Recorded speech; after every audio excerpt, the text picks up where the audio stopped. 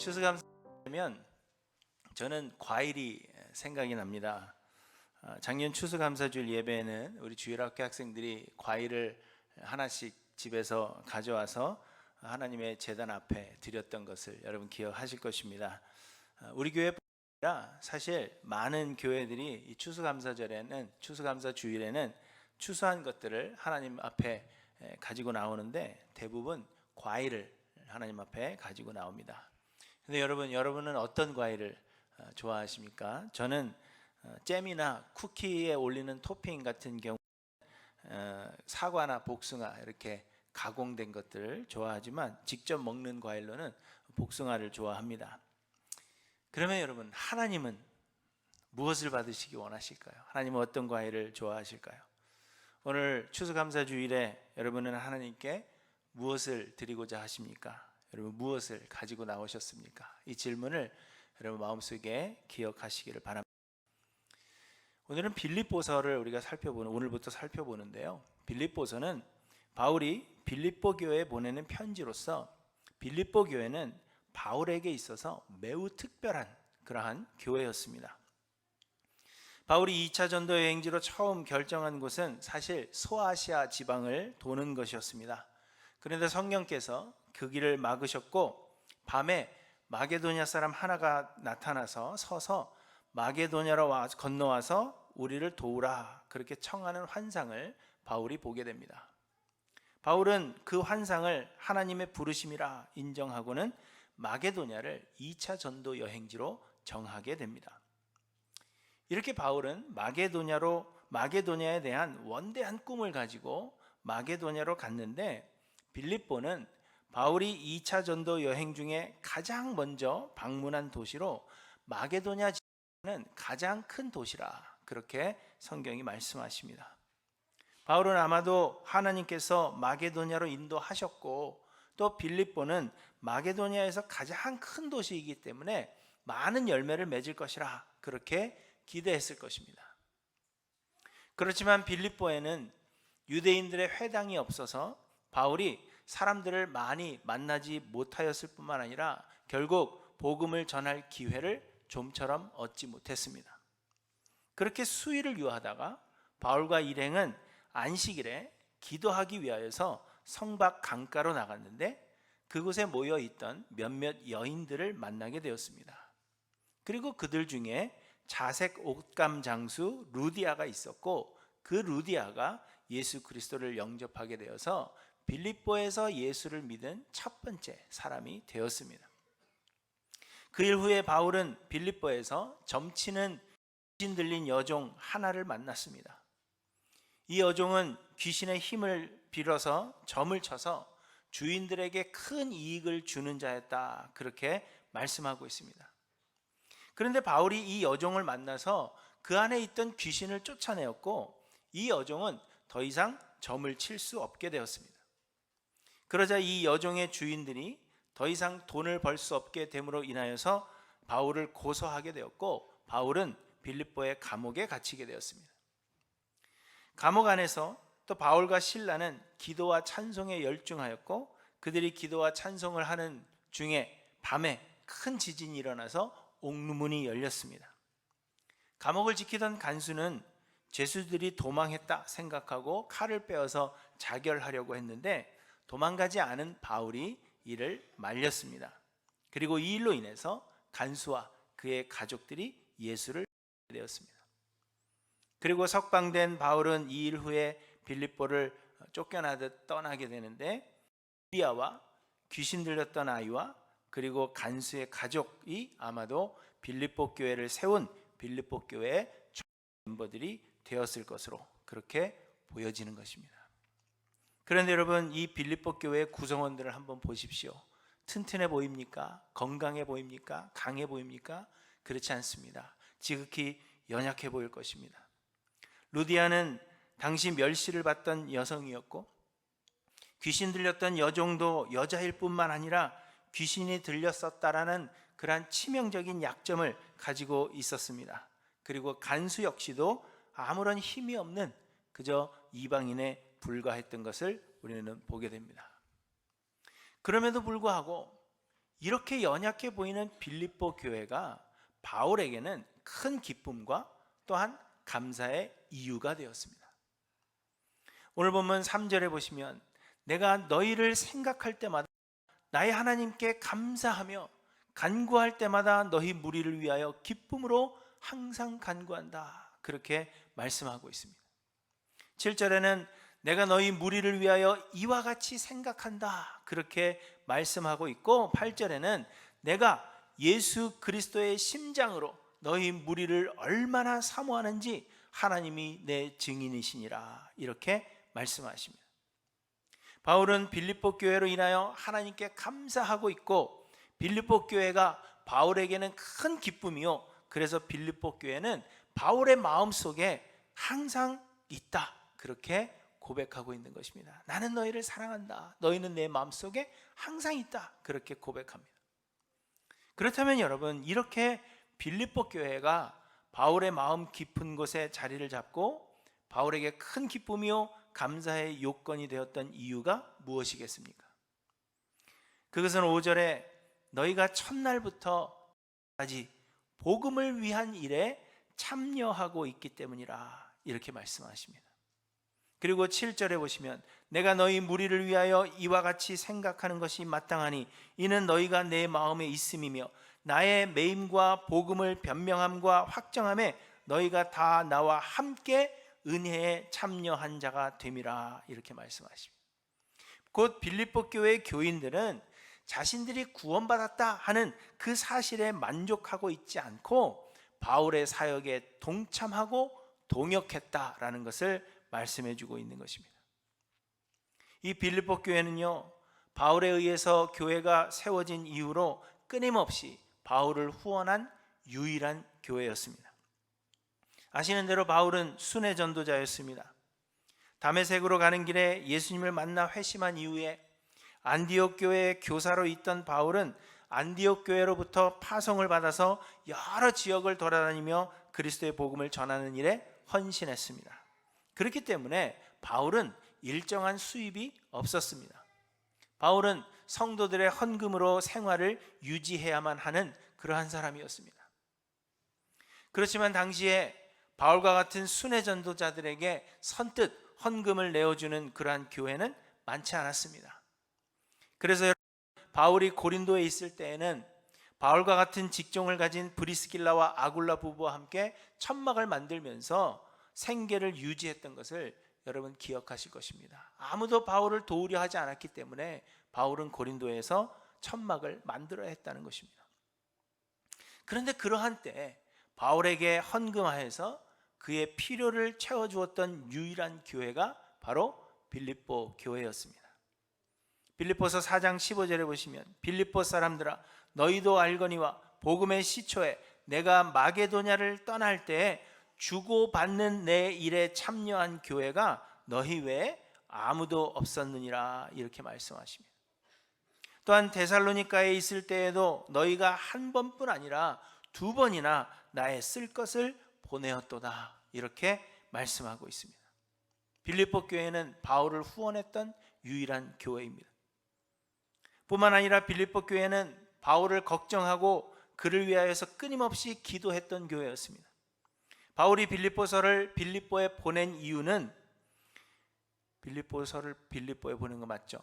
빌립보서를 빌립보 교회에 보낸 이유는 바울을 위하여 걱정하고 있는 빌립보 교인들을 위로하고 안심시키기 위함이었습니다.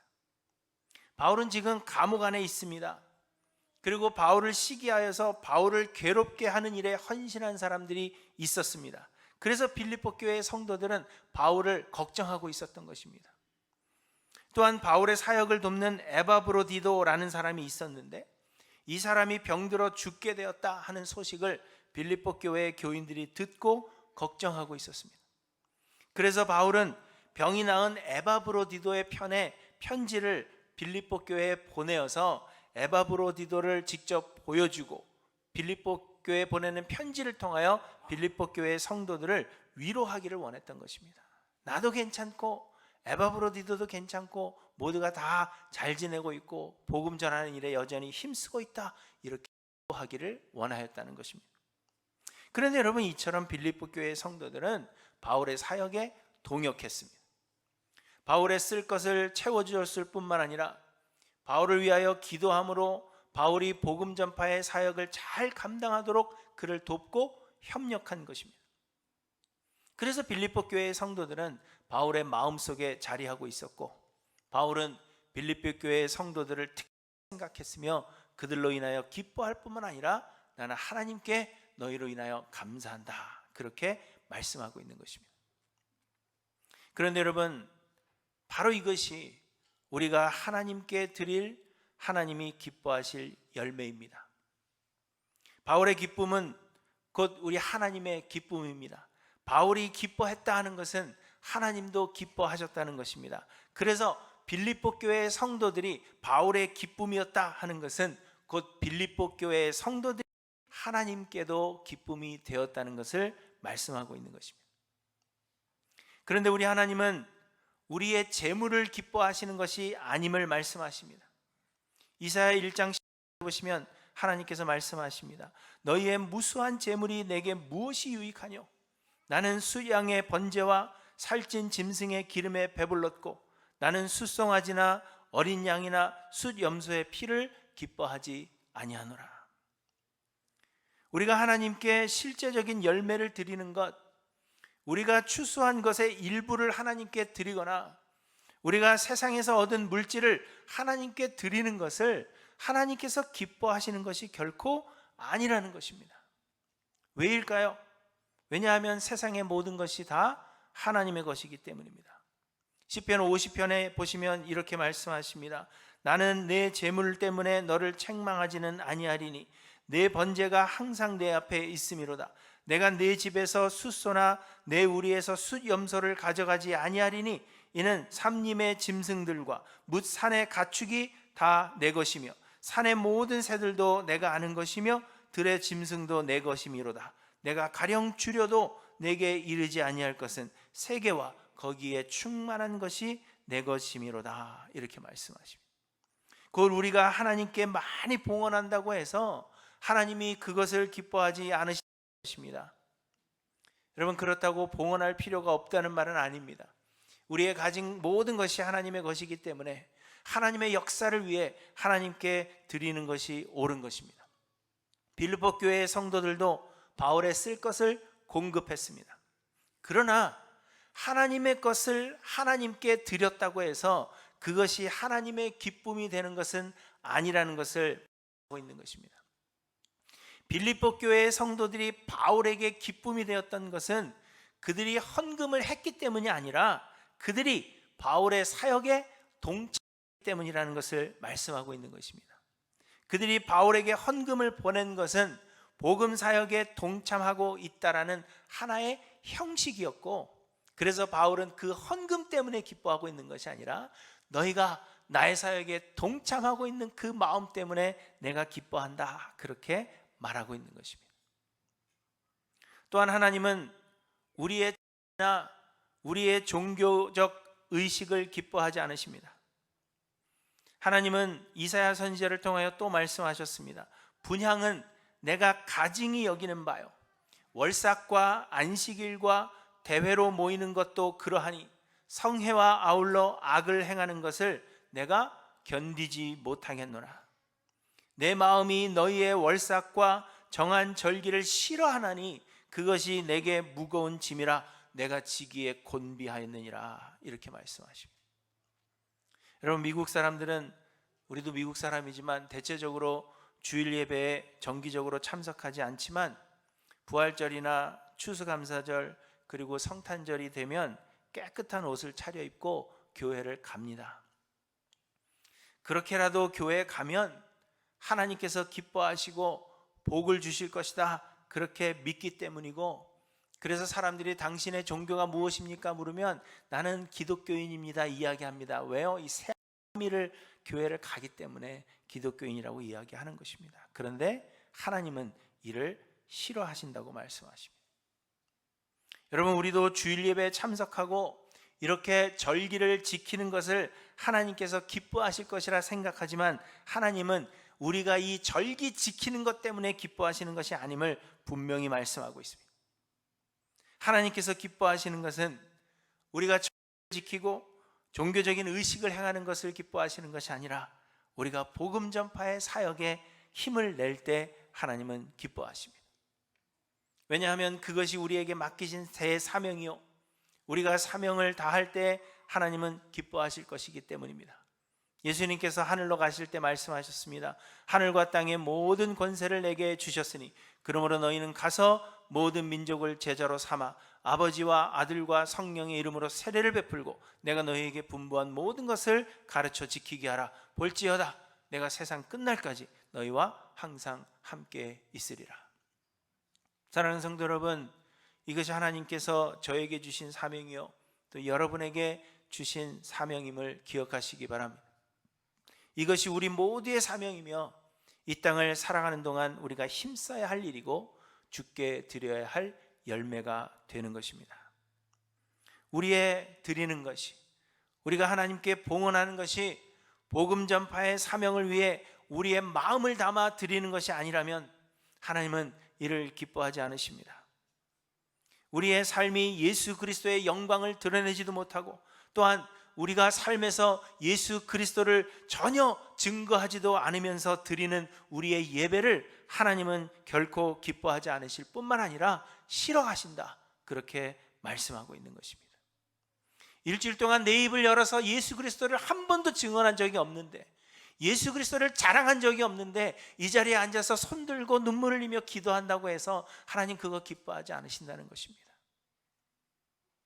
그러므로 여러분, 오늘 추수감사주일 예배를 하나님께 드리면서 복음 전파의 열매를 하나님께 드리겠노라고 결단하시는 저와 여러분들 되시기를 간절히 소망합니다.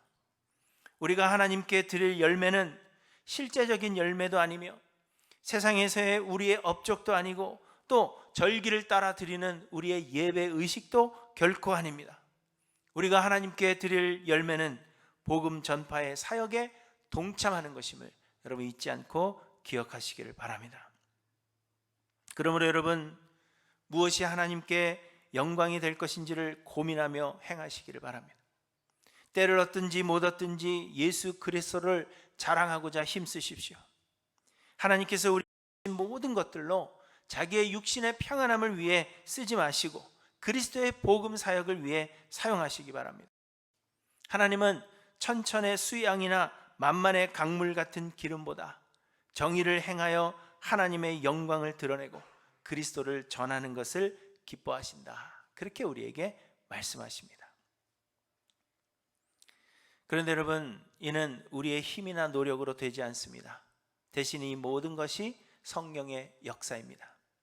사도행전 1장 8절에 보시면 오직 성령이 너에게 임하시면, 오직 성령이 너에게 임하시면 너희가 권능을 받고 예루살렘과 온 유대와 사마리아와 땅끝까지 이르러 내 증인이 되리라, 이렇게 말씀하십니다. 성령이 우리로 하여금 증인되게 하신다는 것입니다.